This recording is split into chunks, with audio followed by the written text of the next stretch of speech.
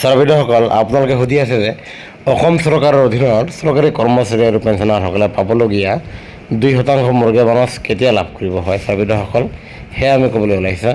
ইতিমধ্যে আপোনালোকে জানে যে কেন্দ্ৰীয় চৰকাৰে 2% মুৰ্গী বনজ ঘোষণা কৰি দিয়াৰ লগে লগে কেন্দ্ৰীয় চৰকাৰৰ কৰ্মচাৰীসকলে ইতিমধ্যে তেওঁলোকে 2 মাহৰ মুৰ্গী বনজ লাভ কৰিছে আৰু যাৰ ফলত এতিয়া অসম চৰকাৰৰ অধীনৰ চৰকাৰী কৰ্মচাৰীসকলে 2% মুৰ্গীয়া বনজ লাভ কৰিব হয়। ছাৰবিদসকল দেখা যায় যে কেন্দ্ৰীয় চৰকাৰে ঘোষণা কৰাৰ লগে লগে অসম চৰকাৰে কেইদিনমান পিছত ঘোষণা কৰে, কিন্তু এইবাৰ একমাহ পাৰ হৈ গ'ল, কিন্তু মাননীয় মুখ্যমন্ত্ৰী মহোদয়ে নিৰ্বাচনৰ কাৰণে এয়া ঘোষণা কৰা নাই।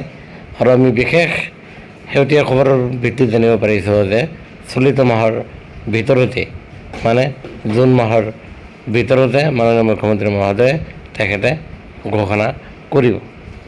আৰু সেয়েহে আৰু আপোনালোকৰ এইবাৰ জুন মাহৰ দৰমহাৰ সৈতে আপোনালোকে 2% মুৰ্গী বনজ বৃদ্ধি হোৱাৰ ফলত এইবাৰ জুন মাহৰ দৰমহা আৰু পেঞ্চনসমূহ আপোনালোকৰ বৃদ্ধি হ'ব আৰু আপোনালোকে 4 মাহৰ এৰিয়াৰ পাবলৈ সক্ষম হ'ব।